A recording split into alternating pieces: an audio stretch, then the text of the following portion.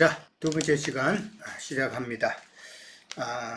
이제 야고보의 의견을 우리가 살펴볼 겁니다.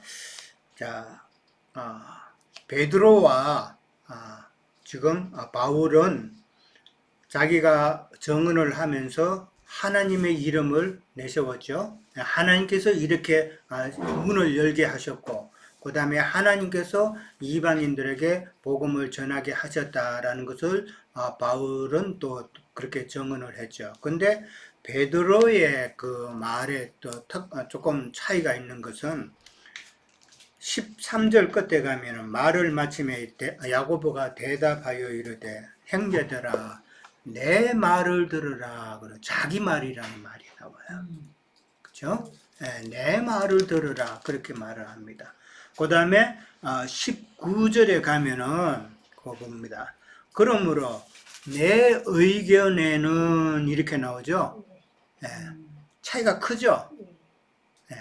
지금 베드로나 바울과 바나바는 하나님께서 하시는 일을 갖다가 증거를 했는데, 야고보는 지금 자기를 드러내는 거다라는 것을 우리는 먼저 생각해야 돼요. 그러면은 야고보가 하는 말이 이게 진리다 아니다?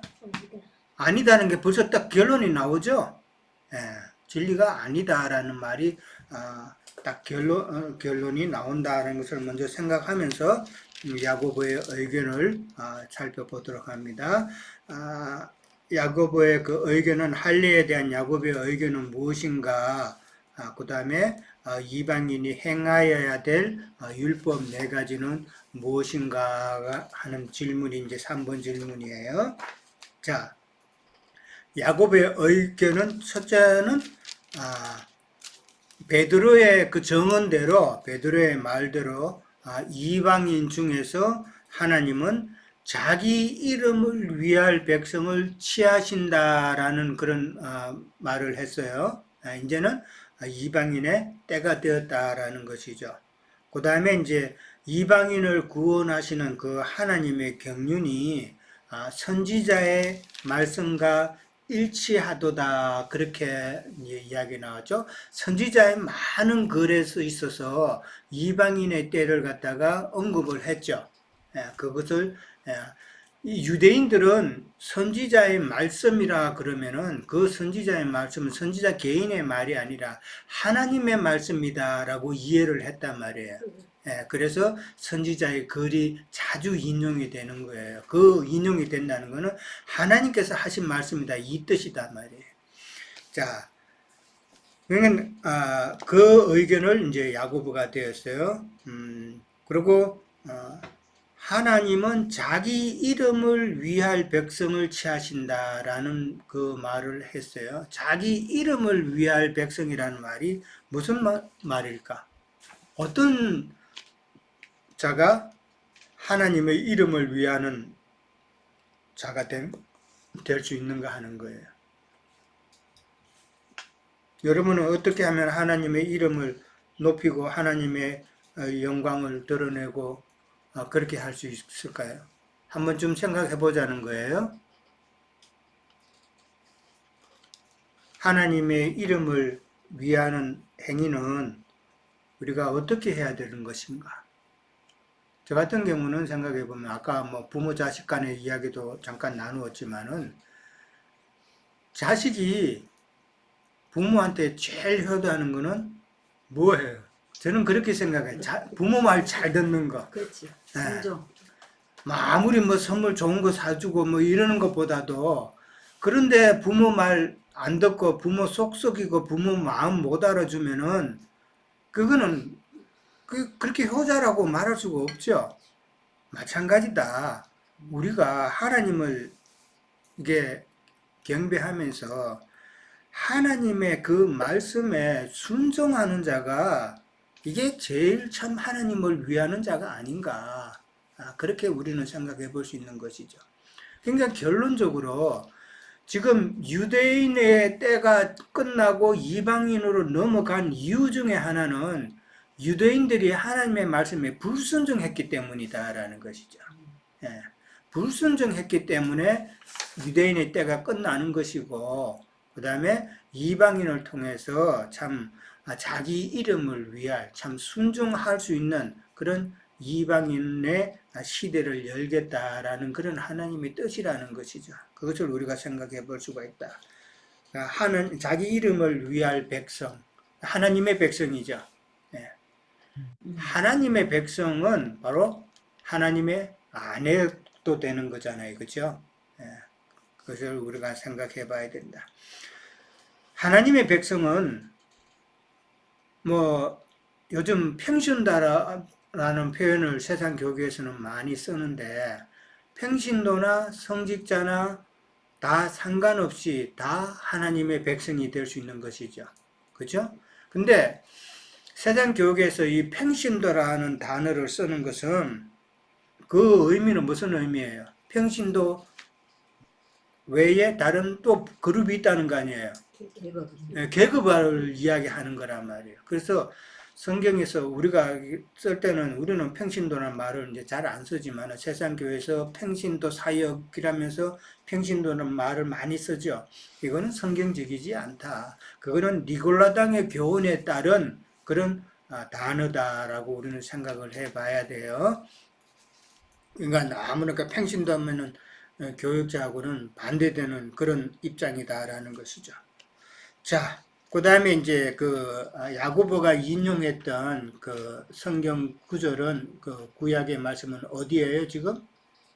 아모스 9장 11절이에요. 아모스 9장 11절, 그 다음에 9장 12절이죠.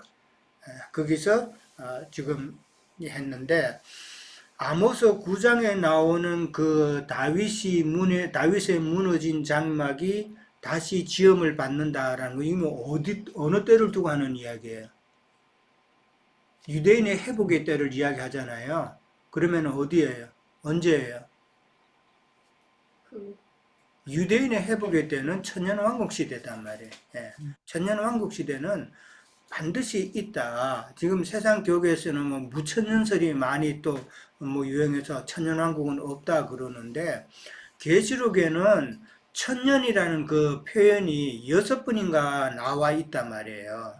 계시록에는 6번 정도가 그렇게 분명히 나와 있으면은 성경 말씀대로 천년왕국은 있다. 근데 시기적으로도 보면은 마지막 때 이전에 전천년설이란 말이에요.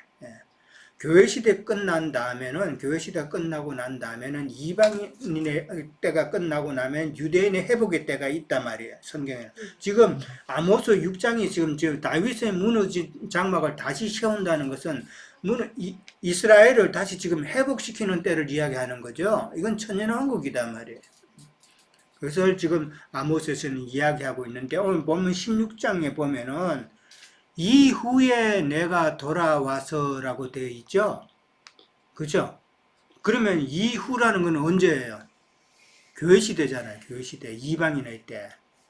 이방인의 때가 끝나면은 하나님께서 돌아오셔서 다윗의 무너진 장막을 다시 세운다. 그렇게 이해를 할 수 있죠. 그러니까 선지자의 글에도 보면은 이방인의 때가 그렇게 하나님의 경륜에 포함이 되어 있다라는 걸 이야기하는 거예요. 그러면서 야고보는 결론적으로 아까도 말했지만은 19절에 보면은 내 의견이 자꾸 자기를 주장을 해요. 결론적으로 하나님께 돌아오는 자들을 괴롭게 하지 말자라고 이제 결론을 내죠. 야고보는 예루살렘 교회의 수장이죠. 리더단 말이에요. 그러니까 리더가 그런 말을 하니까 이제 그대로 이제 진행이 되는 것이죠. 또 하나님께로 돌아오는 자를 괴롭게 하지 말자라는 이 말은 아까도 제가 잠깐 뭐 육체적인 고통을 이야기했지만은, 그러나 할례 문제가 해결되었다라는 것을 지금 말하고 있다라는 것이죠. 아까도 이야기했지만은 예수 믿으려면은 참 그런 할례의 그 고통이 겪어야 된다라고 말한다면은 뭐가 제일 큰 문제가 되겠어요?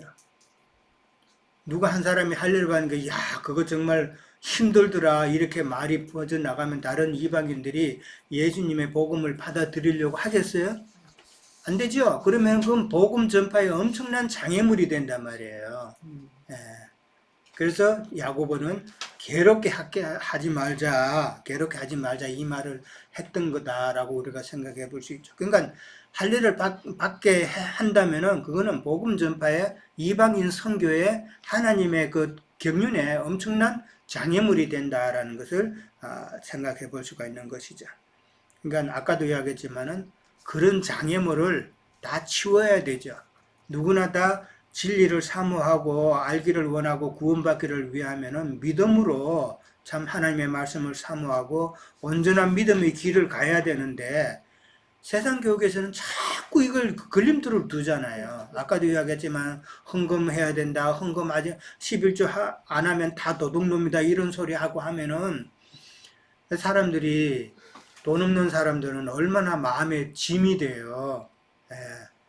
다 누구나 값없이 와서 먹고 마시라 그랬는데 참 엉뚱한 소리 하는 거죠. 다 하나님을 시험하고 복음 전파에 장애물을 두는 자는 아까도 말씀드렸지만 그들은 다 마귀 자식들이다. 마귀 자식이 분명하고 그들은 나중에 심판받을 자들이다라는 것이죠. 자, 근데 이제 다만이라고 하면서 이제 조건을 내걸죠. 그 네 가지 조건이 뭐예요? 첫째는 우상. 우상에 들어온 것, 아멘. 우상에 들어온 것과 그 다음에 음행하는 것과 그 다음에 또 목매어 죽인 음식, 죽은 짐승 먹는 것, 그 다음에 피를 멀리하라라고 그렇게 나와 있어요. 자, 이거는 복음이에요, 복음이 아니에요? 아니죠. 이건 복음이 아닌 거예요.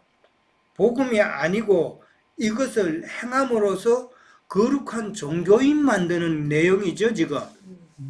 이거를 깨달아야 된다. 아까도 처음에도 야고보는 자꾸 자기를 주장한다고 그랬잖아요. 사람의 생각에서 나와서 말하는 것은 이거는 복음이 아니다. 잘못된 것이 많을 수가 있는 것이죠. 지금 야고보가 지금 주장한 것은 어디까지나 문자적으로 이해를 하게 되면은 이거는 삶의 그 방식 문제죠. 유대인들의 삶의 방식과 이방인의 삶의 방식이 지금 다르잖아요. 근데 그거를 갖다가 지금 어떻게 보면은 이방인들을 이제 유대인들은 멸시하죠. 왜 멸시를 해요? 지금 중요한 방금 말했던 이 네 가지를 유대인들은 행하는데 이방인들은 행하지 않잖아요. 이제 그것 때문에 유대인들이 이방인을 멸시하고 그런단 말이에요. 그렇게 되니까 요 네 가지만은 최소한 지켜서 유대인들이 이방인과 서로 어울릴 수 있는 그런 분위기를 만들으라는 이야기단 말이에요. 그렇죠? 예. 이방인들이 그렇게 하지 못하는 것 때문에 유대인들은 이방인을 멸시하고 경시하고 그다음 싫어한단 말이에요. 그러니까 최소한 유대인들이 이방인과 어울릴 수 있고 하나님의 말씀을 나눌 수 있으려면은 우리가 가장 싫어하는 이방인들이 행하지 못함으로 싫어하는 이것을 너희들은 최소한 행해야 되지 않겠냐 하는 것다며 삶의 방식 문제지 진리 문제는 아니다라는 것. 그것을 잘 이해를 해야 될 것 같습니다. 그러니까 유대인들이 이방인과 지금 마찰 없이 지내려면은 그것만은 너희들이 행해라라는 것이죠.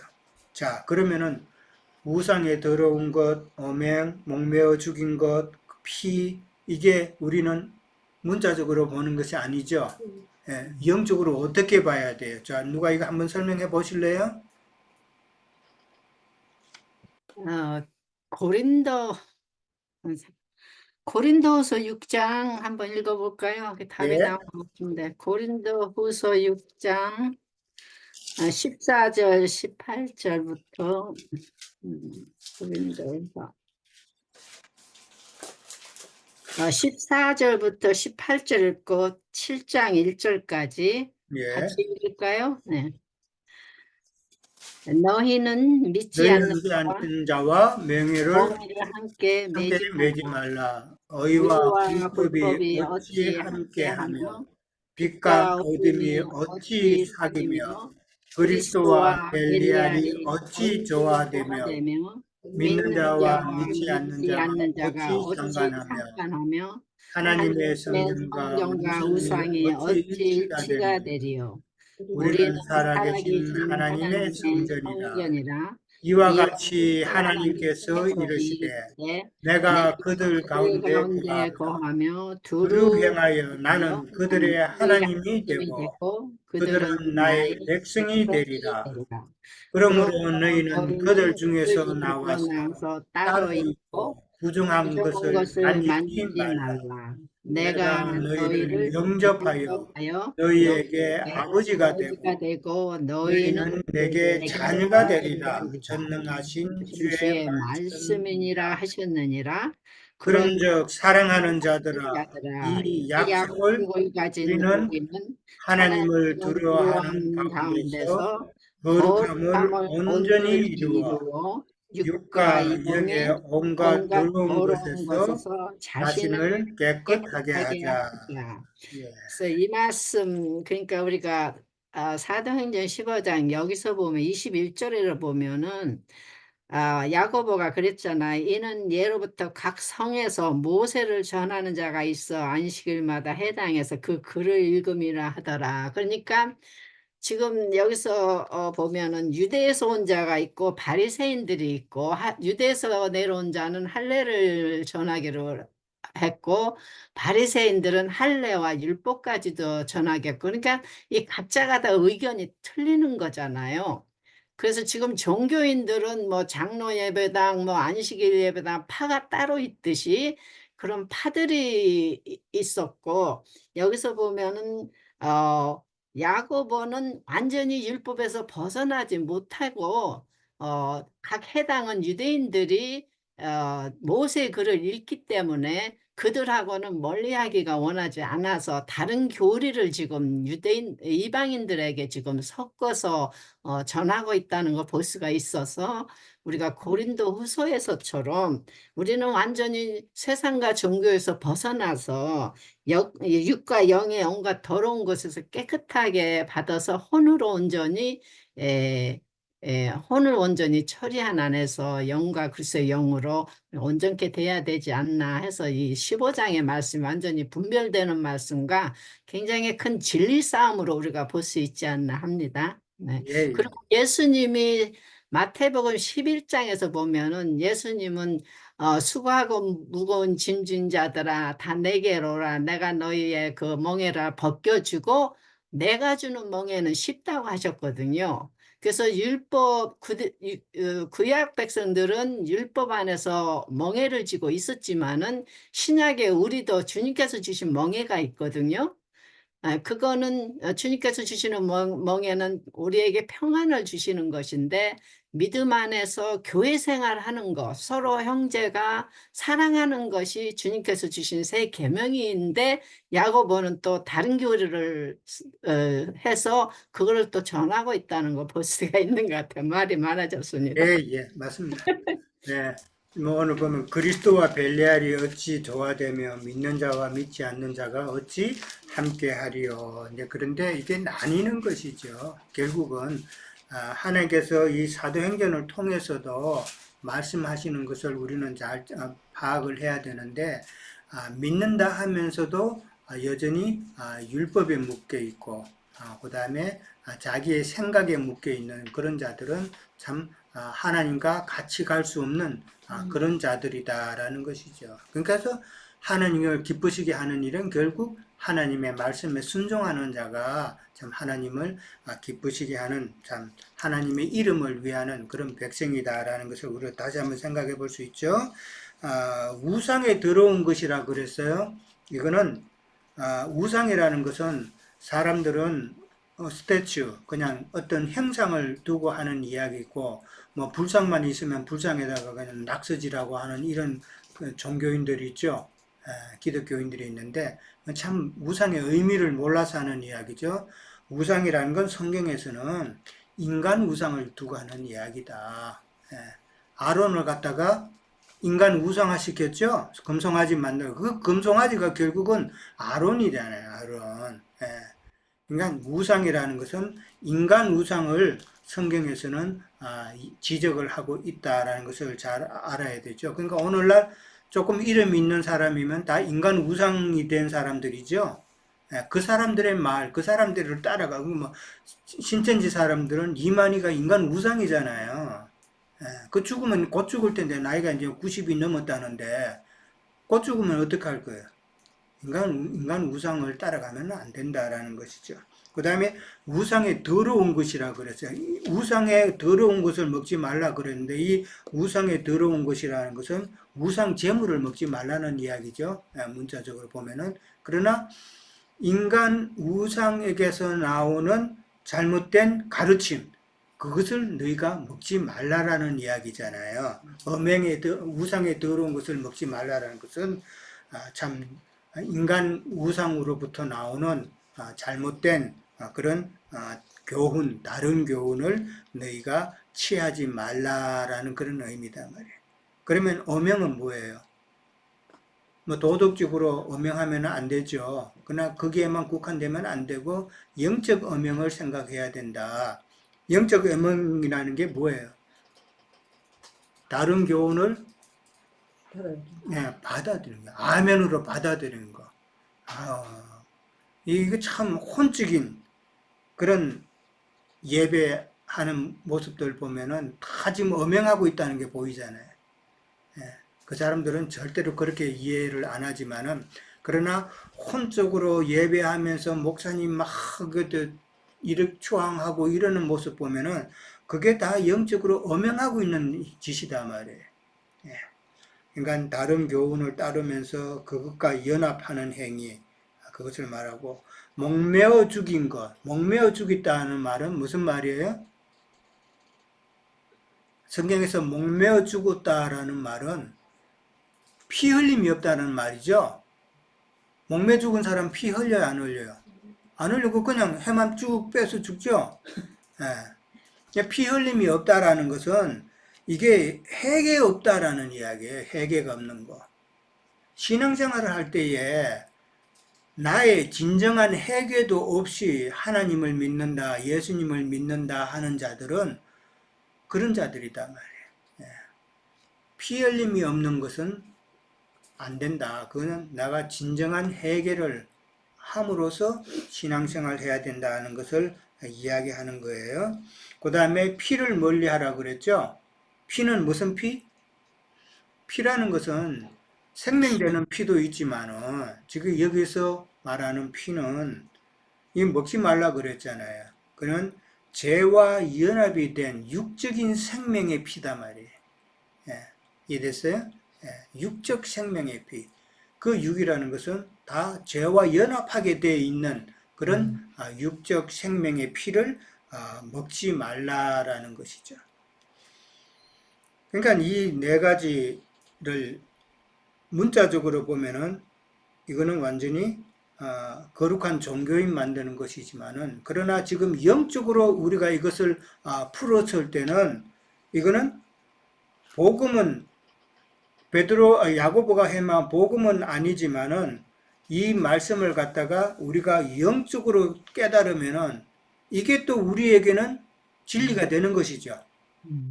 그것을 우리는 깨달아야 된다. 우리는 그런 식으로 이해를 해서 가야 된다. 그러니까 지금 이 네 가지는 인간 우상으로부터 나오는 다른 교훈을 우리가 취하지 않고, 그 다음에 혼적인 예배를 통해서 지금 엄행하고 있는 그런 모습, 그 다음에 해계 없는 그런 신앙생활 할 것이 아니라 정말 때마다 우리의 연약함을 회개하는 그러한 모습으로 신앙생활 해 나가는 거. 그 다음에 죄와 연합된 육적 생명은 내가 점점점 끊어내고 참 영적인 생명의 삶을 살아갈 수 있는 그러한 모든 것이 우리 교회 시대에 우리가 지켜야 될 새로운 법이다 말이에요, 이걸. 그 새로운 법으로 우리는 이해를 해서 믿음의 길로 받아들이고 그렇게 가야 된다는 건데, 다른 사람들은 다 이거를 갖다가 모르기 때문에 이와 반대되는 그런 짓을 여전히 하고 있다라는 것이죠. 자, 그거를 잘 이해하시고, 그 다음에 22절에서 이제 35절 마지막 절에 보면은 안디옥에서 안디옥으로 예루살렘 교회에서 이제 뭐를 보내요? 라. 유다와 신라 음. 사람을 보내고, 그 다음에 또 사람을 보내는 것이 아니라 편지를 보내죠. 예. 그러니까 편지를 보내고 그 다음에 사람을 보낸다라는 것은 예루살렘 교회의 공식적인 답변을 갖다가 지금 공식화하는 거예요. 예, 그냥 말로만 전하는 것이 아니라 편지만 보내는 것이 아니라 그만큼 무게가 있다라는 그런 의미죠. 그러면서 누구를 보내요? 유다와 바사바라 하는 바사바라 하는 유다와 그 다음에 실라가 나옵니다. 실라라는 이 이름은 나중에 이제 바울이 실라하고 전도여행도 가죠. 전도여행도 가면서 실라의 이름을 갖다가 실루아노라고 그렇게 서신서에서는 많이 기록을 해요. 앞으로 이제 나오다가 이제 보면서 실루아노라는 이름이 나오면 실라구나 그렇게 이해를 하면 돼요. 그 다음에 이제 바사바라 하는 유다라는 말이 나왔죠. 예수님의 12제자 중에 이제 가룟 유다가 죽고 난 다음에 다른 이제 제자를 뽑는 일이 있었죠. 그때 후보 중에 한 사람이 마띠아하고 그 다음에 바사바라는 유수도가 나와요. 그러니까 그때 그 12제자 안에 들어가지 못했던 바사바라는 그때 거기서는 유수도라고 되어 있지만은 여기 좀 유다로 되어 있는데 그자가 아닌가 그렇게 생각해 볼 수 있어요. 그리고 이 자들은 나중에 보면은 32절에 보면은 유다와 실라는 선지자라고 그렇게 표현이 되어 있죠. 이게 하나님의 말씀에 참 많은 계시를 받은 자다라는 그런 의미죠. 그러니까 또 바울과 바나바도 안디옥에서 가르치지만은 이 유다와 실라도 그들과 함께 하면서 하나님의 말씀을 같이 나누었다라는 그런 의미가 되겠죠.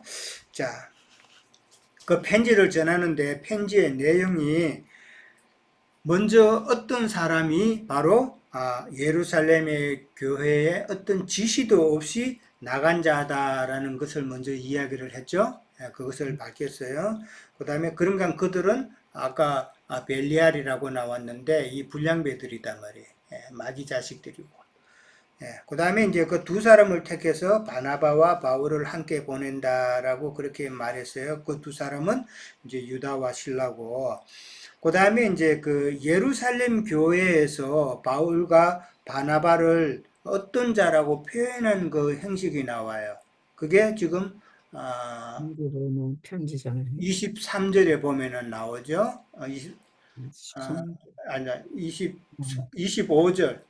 25절에 가면은 사람을 택하여 우리 주 예수 그리스도의 이름을 위하여 생명을 아끼지 아니하는 자인 우리가 사랑하는 바울과 바나바를 나왔죠. 그러니까 예루살렘 교회에서는 이제 바울과 바나바를 보는 관점이 이렇다라는 것이죠. 처음에 바울이 예루살렘 교회에 갔을 때는 어땠어요? 좀 바울이 상당히 서먹서먹한 그런 관계였죠. 환영도 안 해주고, 왔어? 한 이런 뭐 반응도 없고, 너 왔어? 그냥 저 앉았다가 그냥 가. 뭐 이런 식으로 바울에 대해서 참 냉담했단 말이에요. 근데 지금 두 번째 갔을 때는 바울을 두고 지금 주 예수 그리스도의 이름을 위하여 생명도 아끼지 아니하는 우리가 사랑하는 자라는 이 표현을 했다라는 것이죠. 많이 바뀌었죠. 자, 그 다음에 이제 편지 내용은 이제 아까도 나누었던 그 네 가지가 다시 한번 편지에 기록이 되어 있죠. 이제 공식화된 거예요. 그러면서 그 편지를 읽고 참 안디옥 교회 교인들은 위로의 말로 들었다라는 것이죠. 예, 위로의 말로 듣고 기뻐했다라고 그렇게 나와 있어요. 어떻게 보면은 바울의 가르침이 참 제약을 받을 뻔했는데 제약 없이 바울의 가르침을 그대로 들을 수 있게 되어서 기쁘다라는 그런 의미도 생각해 볼 수가 있죠. 예. 자, 그런데 이제 29절에 가면은 이에 스스로 상가면 잘 되리라 평안함을 원하노라 하였더라. 이렇게 유다와 실라가 그렇게 이야기를 했죠. 편지 내용이 그렇게 나왔죠. 그러니까 이건 야고보가 한 말이죠. 내가 보내는 이 네 가지를 너희들이 그래도 지켜라. 그러면은 너희가 잘 될 것이고 너희가 평안함을 얻을 것이다라고 그렇게 말을 했죠. 그러니까 야고보다운 말이죠.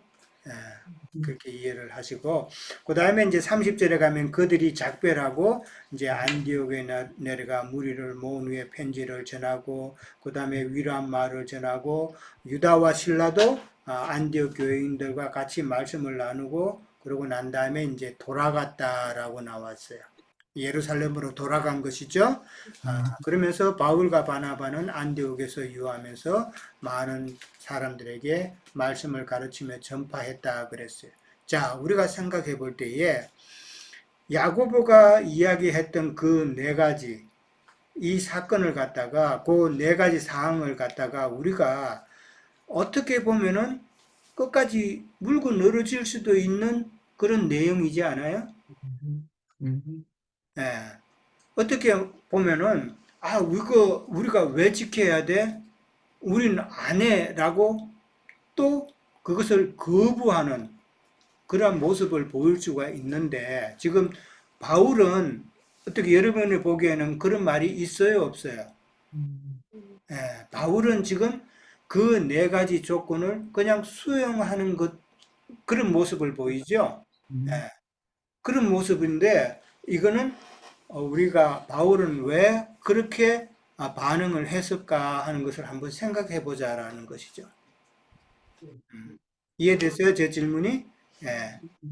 바울은 왜 그러면은 바울 같은 정도면은 진리에 대해서는 정말 끝까지 다 싸우는 자인데 지금 야고보가 제안한 요 네 가지의 사항에 대해서는 물고 늘어지는 거 없고 그 다음에 그냥 받아들이는 듯한 그런 모습을 보였다라는 것이죠.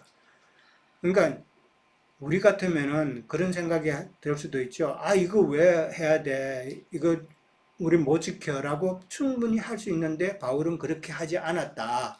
왜 그렇게 했을까? 제가 저는 네. 네, 아니 먼저 말씀하세요. 하십시오 형제님. 아니요, 먼저 아니요. 말씀하세요. 아니요. 서로 예. 하려고 그래. 이제 끝날 때가 되니까. 웬일로 갑자기 여러분이 함께 말을 하죠. 자, 사회자매님 먼저 하세요. 형제님 하세요. 네, 연장자입니다. 선생님 먼저 하세요. 네.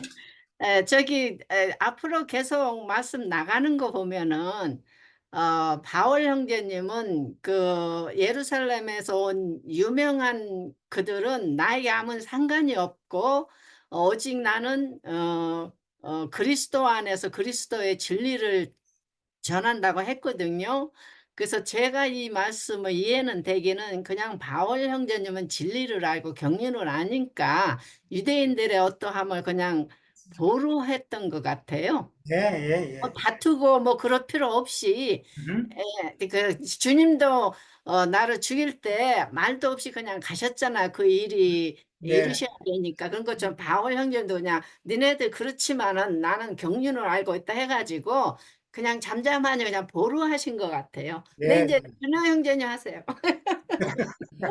저도 사실은 말씀해 주신 것처럼 그러니까 사도 바울이 이후에도 얘기를 하지만 이제 복음을 전하기 위해서 이방인 앞에서는 이방인, 유대인 앞에서는 유대인으로서 그렇게 어떻게 하든 그 다른 사람에게 복음을 전할 때 그것이 잘 받아들일 수 있도록 그렇게 되게 유연한 모습을 사실은 사도 바울이 보여주셨어요. 그래서 제 생각에는 이 상황이 유대인들에게 이방인들을 향한 복음이 전파되는데 더 이상 걸림돌이지 않고 유대인을 만족시킬 수 있는 이제 아멘. 그런 부분 때문에 이렇게 유연한 이제 태도를 취하신 것이 아닐까라는 생각이 예, 들기도 했습니다. 맞습니다. 아멘. 엘크사님. 저는 제 생각에는 야고보는 이걸 이제 율법으로 이제 그 유대인의 생활 방식으로 이거를 하지 말라고 했지만 바울 사도께서는 이거를 영적으로 이미 풀이를 하셨기 때문에 그렇게 하는 게 옳다라고 생각해서 아마 복음을 전파할 때는 그 말씀을 영적으로 풀어서 그렇죠. 하는 거기 때문에 이 말씀 자체는 맞는 말이라고 저는 생각을 해서 사도 바울 오케이. 자체는 그렇게 예. 그러니까 이제 복음을 전파했을 것이다 그 생각합니다. 그러니까 야고보가 제안했던 그 네 가지를 바울은 영적인 의미로 깨달았기 때문에 거기에 대해서 굳이 논쟁할 이유는 없었다. 그렇게 맞아요. 그렇게 볼 수 있고 지금 우리 사매자매님이나 준호 형제님께서 말씀하신 것도 바울의 주 관심사는 사실 그 진리 막 따지고 하는 이것보다도 그러나 복음도 아까 말씀드렸잖아요. 이 네 가지는 복음이 아니기 때문에 진리 문제가 아니기 때문에 다만 생활 방식의 문제이기 때문에 그렇게 생활하는 사람은 그렇게 생활하고 그렇기 때문에 바울의 입장에서는 그걸 따지고 들 만한 그런 문제는 아니었다. 그렇게 이해를 하면 되고요. 그러니까 고린도전서 9장 19절 한번 찾아봅니다. 고린도전서 9장 19절. 바울의 주 관심사는 무엇인가를 우리가 보는 거예요. 고린도전서 9장 19절 다 찾았으면 다 같이 읽습니다. 시작. 내가 모든 사람에게서 자유로우나 스스로 모든 사람에게 종이 된 것은 더 많은 사람을 얻고자 함이라. 자, 바울의 관심사는 뭐라고요? 더 많은 사람을 얻고자 한다 그랬어요. 그러니까 내가 모든 사람에게 자유롭다 그랬어요. 그러니까 유대인을 만나면은 유대인에 맞게, 이방인을 만나면은 이방인에게 또 맞겠고, 모든 사람에게는 자기는 자유롭다라는 것이죠. 그러나 그들의 종이 된 것은 이제 종이 된다는 것은 그들에게 맞게 그렇게 행동을 해주는 것은 다 더 많은 사람을 얻기 위함이다라는 것이죠. 논쟁이라는 것은 논쟁은 이게 결코 유익이 될 수 없다라는 것이죠. 누가의 어떤 문제를 가지고 자꾸 논쟁을 하면은 그걸로 인해서 서로가 이익되는 것은 글쎄 특히 진리 문제에 있어서는 서로 감정 상하고 서로 원수되고 하는 것이지 이게 좋은 결과가 없다. 그러니까 바울의 입장에서도 그런 것도 생각했을 것이다 라는 것이죠. 그래서 바울이 그랬잖아요. 내게 능력 주시는 자 안에서 내가 모든 것을 감당할 수 있다 그랬잖아요. 그 바울의 능력이라는 게 어느 행편이 있든지 간에 누구를 만나든지 간에 다 어울릴 수 있는 그것을 갖다가 바울은 능력이라고 봤다라는 것이죠. 예, 세상 교계 사람들이 말하는 것처럼 그 어떤 무슨 파워가 있어가지고 막 어떤 일을 하고 하는 이런 것이 아니다. 바울의 그 능력이라는 것은 그 다음에 나오잖아요. 내가 가난함에 처하거나 그 다음에 뭐 부함에 처하거나 어떠한 형편에 있든지 간에 나는 모든 것을 다 어울러서 하나님의 말씀을 증거하고 믿음 생활을 온전히 할 수 있다라는 것을 바울은 자기는 능력자다라고 그렇게 본 것이단 말이에요. 그렇기 때문에 바울은 그런 말씀이 그런 그 야고보의 그 내용이 나왔을 때 벌써 영적으로 깨달은 그런 것도 능력자죠. 하나님의 말씀을 깨달은 게 능력이단 말이에요. 그런 능력이 있는 자였기 때문에 바울은 그렇게 반응을 했다라고 우리가 생각해 보고 역시 바울의 주 관심사는 어디까지나 하나님께서 이방 선교를 위해서 세우신 자이기 때문에 주 관심사는 어떻게 하면은 한 사람이라도 더 복음을 전하고 참 그리스도 안으로 불러들일 수 있을까라는 것이었다라는 것이 이제 중요한 포인트죠. 자, 일단 여기까지 하도록 합니다. 혹시 또 더 나누고 싶은 말씀 있으세요? 궁금한 게 있는데요. 예. 이게 뭐 지금 오늘 저기 하고는 맞지 않을 수도 있는데 고린도후서 아까 6장 14절 첫 부분에 너희는 믿지 않는 자와 멍에를 함께 매지 말라고 그랬잖아요. 네. 근데 보통 세상 교계에서 이제 자녀들 결혼시킬 때 믿지 않는 사람하고 결혼하면 절대 안 된다고 하는 그걸 저는 되게 이렇게 그거랑 연관을 해서 아니 믿지 않는 사람하고 결혼을 해서 복음을 전해야 되는데 꼭 그렇게 결혼을 못하게 하는 이유가 뭘까 그게 되게 궁금했어요. 뭐 이유는 딴 거 없죠. 복음을 성경 말씀을 잘못 이해한 것 때문에 그런 거죠. 예, 방금 좀 자매님 말씀하셨잖아요. 그러니까 그 사랑하는데 그거 사랑하는 그것 때문에 못하게 하면은 그 사람 평생 짐되고 부모한테도 평생 그 짐되는 일 아니에요. 그러나 이제 결혼 진짜 신앙이 있고 그러면은 결혼해서 같이 신앙생활 할 수 있는 그런 기회를 만드는 것도 하나님의 뜻이죠. 예. 그걸 완전히 예. 오해하고 있어요. 그러니까 그걸 갖다가 그런 식으로 보면 세상 문자적으로 잘못 이해하는 거죠. 그러니까 이제 그거를 갖다가 진리가 완전히 다른, 그러니까 세상 교계 사람들과 우리 진리를 우리하고 같이 하지 말라는 이야기예요. 지금 네. 이게 사도 바울의 그렇죠. 그렇죠. 그렇죠. 사람에게 복음의 진리를 전하는 거. 그 진리가 다른 자들과는 함께 하지 마라. 그래, 그러니까 그리스도를 섬기는 자와 벨리알인 자들과 어찌 같이 가겠느냐 그 말이에요. 예. 자, 또 다른 말씀, 예, 준호 형제님. 아까 저기 토마스 형제님께서 하신 말씀 있으셨던 것 같은데. 아, 예. 네, 지나가세요. 예. 아니, 지나갔어요. 지금 하세요. 들어오셨구나. 응. 저기 짧게 그냥 하나 나누고 싶은 게 이제 목매어 죽은 거가 말씀하시면서 이제 회개가 없는 그런 믿음 생활.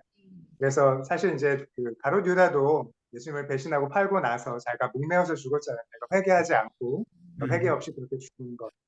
그런데 또 한편으로 그냥 문득 떠오른 게 이게 이제 목 절려 죽은 거라는 뜻이잖아요. 이게 strangled 해서 죽은 거거든요. 단순히 이제 목을, 그러니까 숨을 못 쉬어서 죽는 거죠.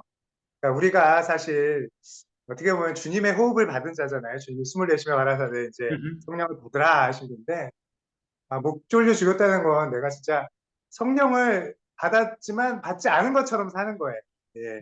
그러니까 그런 의미도 될 수 있겠다라는 생각이 문득 들어서 잠깐 나누고 싶었어요. 그리고 이 말씀이 영적으로 해석해 주시니까 또 좋은 게 뭐였냐면, 그 유영재님께서 여러 번 말씀하신 거, 아브라함에게 처음에 이제 약속을 하시고, 그 다음에 나중에 할례를 이제 말씀을 하실 때 하나님께서 내 앞에서 온전하라 라고 하시면 그 믿음이 아직 온전치 않았기 때문에 그렇게 하고 이제 할례를 이제 말씀을 하시잖아요. 주님께서 아브라함에게. 그러니까 이것도 어떻게 보면 사람 입장에서 혹은 우리가 아는 입장에서는 야고보가 자기의 개인적인 인간적인 생각으로 의견으로 이런 것을 붙였지만 또 영적으로 받아들이면 우리가 당연히 믿음으로 주님께 구원을 받았지만 그렇게 약속을 하시고 그렇게 해주셨지만 우리가 여전히 온전해야 되는 부분에 대해서 또 말씀을 해주시는 걸 수도 있겠다라는 생각이 들었어요. 이렇게 거룩하게 분별될 수 있도록 우리가 온전해야 되고, 또 그 바울은 그런 입장이었잖아요. 왜 너희들이 할례를 하면 율법 다 지켜야 돼. 이거 all or none인 거였어요. 그렇죠? 그래서 너희들이 율법을 지키로 마음 먹으면 다 지키는 거고, 아니면 그 중에 하나만 일부만 취합해서 그것만 지킨다고 하면 그게 범법하는 것과 다를 게 뭐가 있어 라는 의미였잖아요. 그러니까 영적으로는 이것이 진짜 온전한 할례를 우리가 얘기하는, 그래서 진짜 너희들의 마음의 할례를 정말 받는 그런 거로 가야 된다라는 말씀으로도 생각할 수 있지 않을까, 예, 맞습니다. 그런 생각이 들었습니다. 예.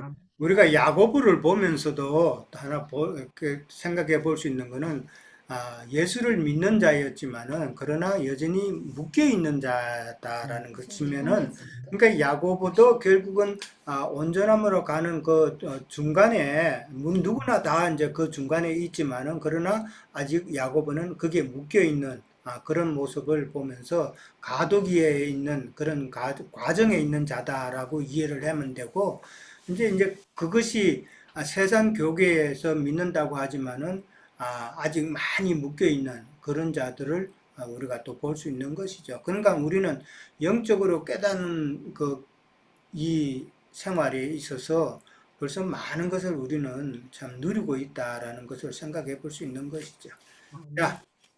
자, 그러면은 이제 더 이상 없으면은 이제 오늘 여기까지 하도록 하겠습니다. 형님 잠깐만 예, 저기 제가 요한일서를 잠깐 찾아놨는데 잠깐 제가 읽을까요? 예, 예. 요한일서 3장 21절부터 24절만 이게 예수님께서 주신 우리 계명이거든요. 같이 한번 읽어볼까요? 사랑하는 자들아, 만일 우리 마음이 우리를 우리를 책망할 책망할 것이 없으면 하나님 하나님 앞에서 담대함을 얻고 무엇이든지 무엇이든지 구하는 바를 그에게서 받나니 이는 우리가 그의 계명을 지키고 그 앞에서 기뻐하시는 것을 행함이라. 그의 계명은 이것이니 곧 그 아들 예수 그리스도의 이름을 믿고 그가 우리에게 주신 계명대로 서로 사랑할 것이니라. 그의 계명을 지키는 자는 주 안에 거하고 주는 그의 안에 거하시나니 우리에게 주신 성령으로 말미암아 그가 우리 안에서 거하시는 줄을 우리가 아느니라. 그래서 주님의 계명은 주님을 믿고 영접해서 영이 거듭나서 이렇게 교회로 모여서 교회 생활하면서 서로 거듭난 영은 우리 형제들이잖아요. 그래서 서로 사랑하고 서로 붙들어주고 위로하고 그것이 주님께서 주신 우리 계명이라고 보거든요. 뭐 다른 어떤 짐은 주님은 우리한테 지우지지를 않으시잖아요. 그래서 내 명예는 쉽고 가벼우니라 하신 것이 기억이 나요. 네. 예, 됐습니다. 자, 토마스 형제님 오랜만에 얼굴 뵙고 하니까 보기가 좋습니다. 감사합니다. 반갑습니다. 네, 맞습니다. 아주 얼굴은 그래도 좋으신 것 같아요. 괜찮으세요, 건강? 예, 다음 주에 또 뵙도록 하겠습니다. 오늘